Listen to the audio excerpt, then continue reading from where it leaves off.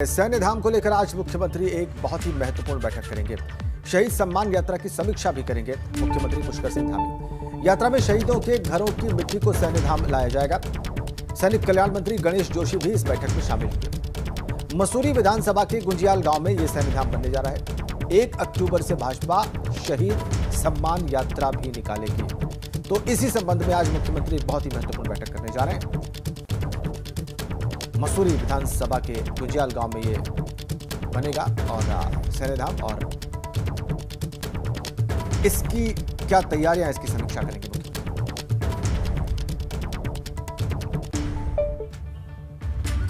कांग्रेस विधायक राजकुमार बीजेपी में शामिल हो गए हैं। दिल्ली में हुए कार्यक्रम के दौरान राजकुमार ने बीजेपी ज्वाइन की। कार्यक्रम के दौरान सीएम पुष्कर सिंह धामी और राज्यसभा सांसद अनिल बलूनी भी मौजूद थे।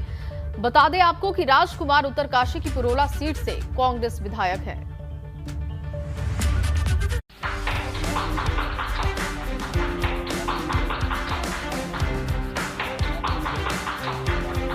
दो 2022 विधानसभा चुनाव से पहले ही भाजपा ने कांग्रेस के कुनबे में सेंधमारी की है। पुरोला से कांग्रेस विधायक राजकुमार ने भाजपा का दामन थाम लिया। दिल्ली में आयोजित कार्यक्रम में राजकुमार ने भाजपा की सदस्यता ली। भारतीय जनता पार्टी और कांग्रेस में अंतर क्या है, ये मैं आपके सामने में कहना चाहता हूं। भारतीय जनता पार्टी जो पार्टी है वो अनुसूचित जाति के लोगों को स्वावलंबी बनाने का काम किया है और कर रही है, ये भारतीय जनता पार्टी है।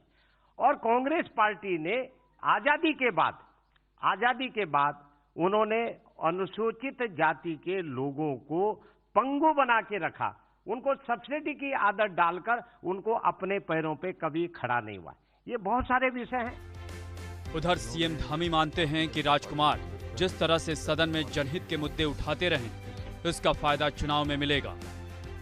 शोषितों के बीच में, दलितों के बीच में, वंचितों के बीच में, गरीब लोगों के लिए आप हमेशा संघर्षशील रहे हैं। विधानसभा हो या विधानसभा के बाहर हो, पूरे उत्तराखंड के अंदर लगातार आप काम करते रहे हैं। राजकुमार जी के आने से निश्चित रूप से और जो हमारा ऐसा समाज जो अभी वंचित है, छूटा हुआ है, उसमें हमें काम करने में और आसानी होगी और मदद मिलेगी। मैं इस अवसर पर राजकुमार जी को अपनी शुभकामनाएं देता हूं। भाजपा भले ही राजकुमार को अपने पाले में लाकर उत्साहित हो, मगर कांग्रेस मानती है कि इससे उनकी चुनावी तैयारियों पर कोई असर पड़ने वाला नहीं है। आप पूरे प्रदेश के अंदर अनुसूचित जाति में जिस प्रकार से लोकप्रिय है, निश्चित रूप से आज आपने भारतीय जनता पार्टी की सदस्यता ली है, पार्टी को इसका लाभ मिलेगा।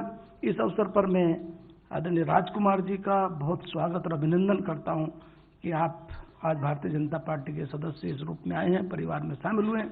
उनकी राजनीतिक स्थिति उस विधानसभा क्षेत्र में जो थी वो किसी से छुपी हुई नहीं है, और ऐसे में उन्होंने शायद अपने बचाव के मकसद से आगे कुछ बदलाव हो सके उनकी स्थिति में, इस मकसद से ऐसा किया होगा। लेकिन इसका रिएक्शन इस रूप में हुआ कि उस विधानसभा क्षेत्र के तमाम जो नेता हैं वो हमारे वरिष्ठ साथियों के साथ, वरिष्ठ हमारे नेताओं के साथ संपर्क उन्होंने किया, और कोई भी स्थान रिक्त नहीं होता, उस स्थान की पूर्ति होती है।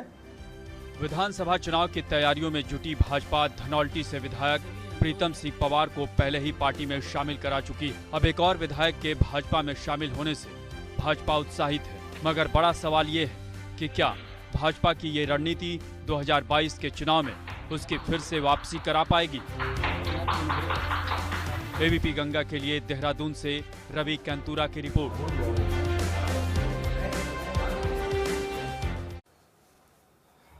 और अब हम आपको 2 तस्वीरें दिखाते हैं। 8 सितंबर को धनौल्टी से निर्दलीय विधायक प्रीतम सिंह पंवार भाजपा में शामिल हुए थे। केंद्रीय मंत्री स्मृति ईरानी ने उन्हें भाजपा की सदस्यता दिलाई थी, और कल पुरोला से कांग्रेस विधायक राजकुमार ने भी भाजपा का दामन थाम लिया है। 2 तस्वीरें, एक निर्दलीय विधायक की भाजपा में शामिल होने की तस्वीर है, दूसरा कांग्रेस के विधायक की भाजपा में शामिल होने की तस्वीर है। लेकिन कांग्रेस के जो विधायक भाजपा में शामिल हुए 2007 से 2012 तक भाजपा के भी विधायक रह चुके हैं।